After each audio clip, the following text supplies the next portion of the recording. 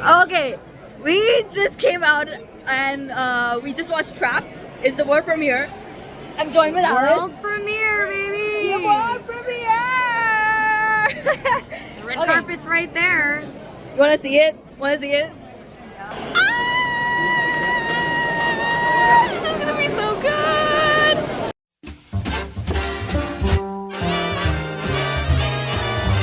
What's up, y'all? This is Preet's Perspective with me, Preeta.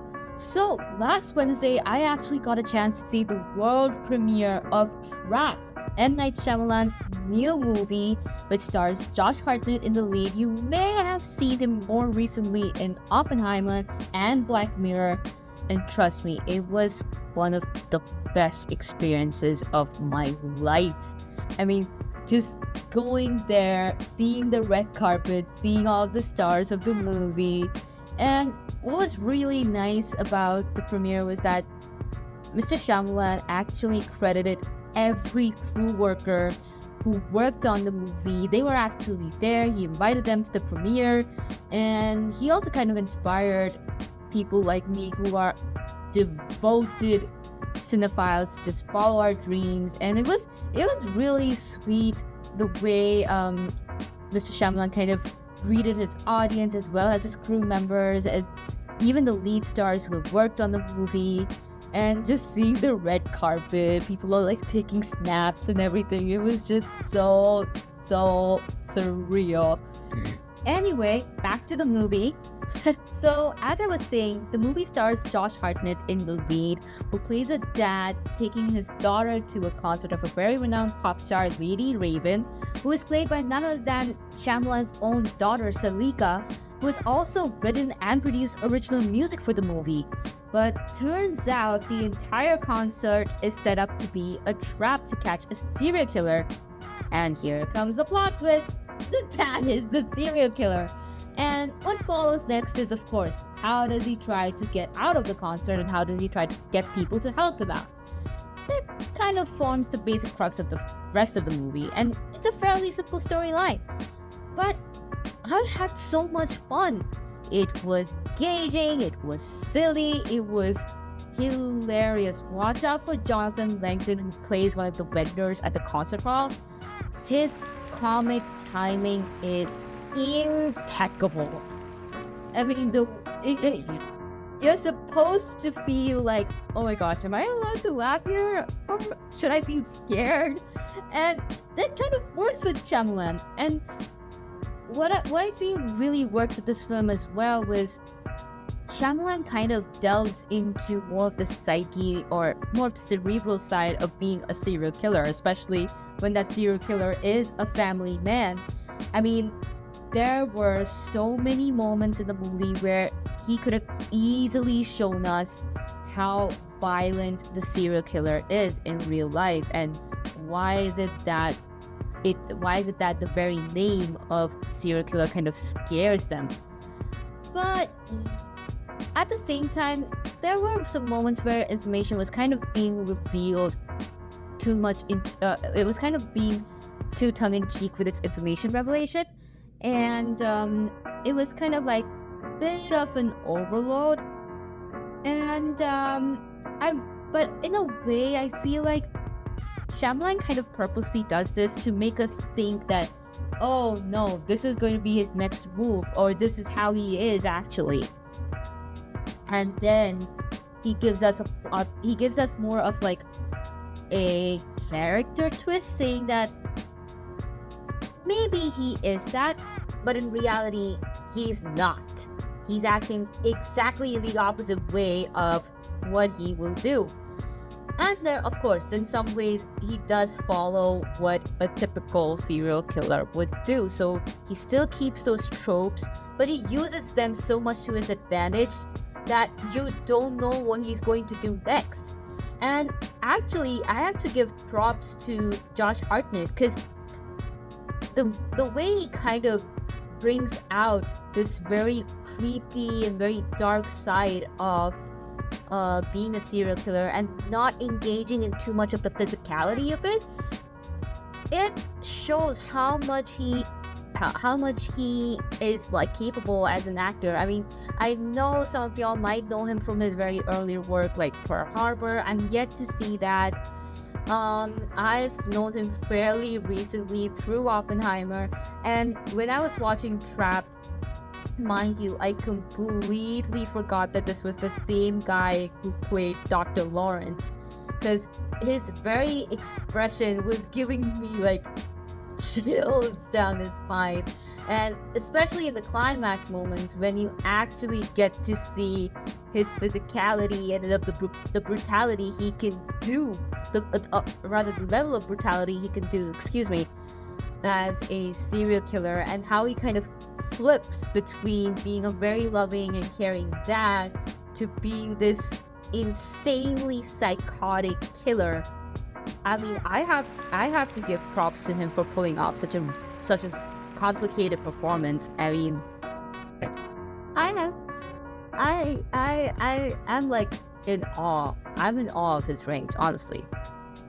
And it's not just Hartnett. I feel like everybody puts forth a really stellar performance. I've already complimented Langdon for playing the vendor and bringing in the comic relief while balancing it out with the creeps. Well, you've also got Ariel Donahue, who plays the daughter, and she perfectly embodies every fan of every pop star in the world, the kind of euphoric sense you get when you're actually in presence of them and you see them live performing for you and you're this close to them. And you also have Hayley Mills, who plays the FBI profiler, and you see that she's very determined, she's very smart in navigating the moves of Hartnett's character, of what he's going to do next. And I have to also give credit to the cinematography of the movie. I believe Trap was shot on 35mm film, and the entire arena, I think it was shot in Rogers Centre, Toronto. The way they kind of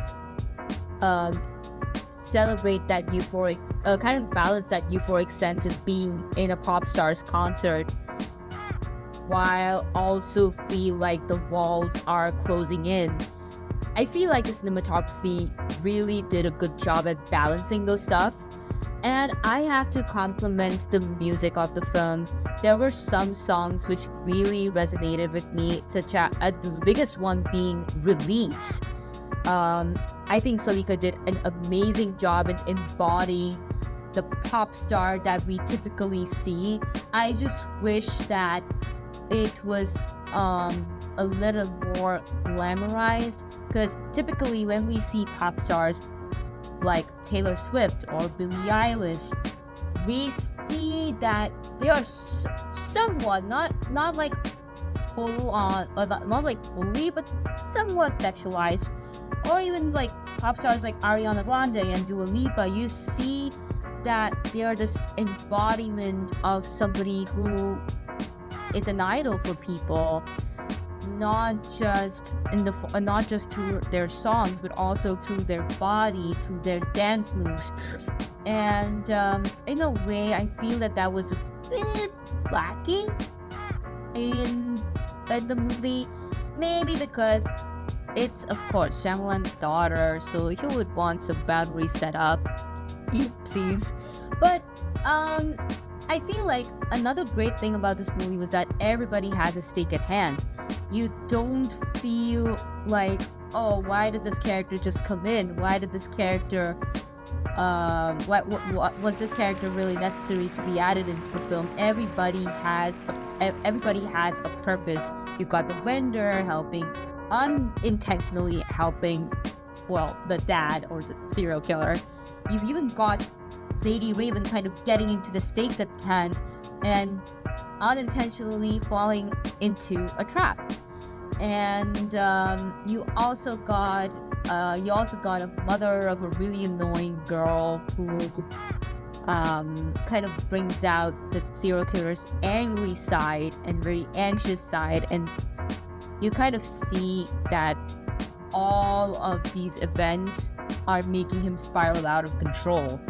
And that's why I'm actually going to give the film 4 stars. So I would highly recommend that you watch this film in the theater. Another thing which I really like about this project that it's self-financed. Warner Brothers, of course, is there to give that extra push and have that, name.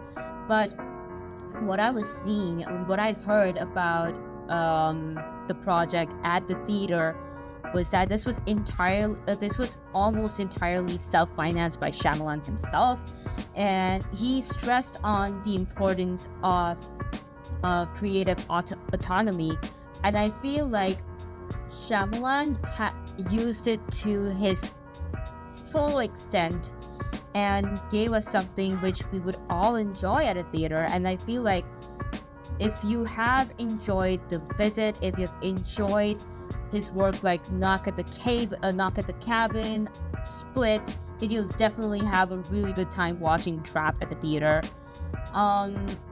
Yeah, that's all I have to say really. This review is going to be incredibly short because I don't want to review any spoilers from the movie. I may have unintentionally dropped a but who cares. But please watch Trapped at a theater near you when it drops on August 2nd. Don't forget to follow me on Instagram at McCarthyGreetha01, and of course follow me on Letterboxd at ThatFilmyCheck for more such reviews. This is Praise Perspective signing off. Bye.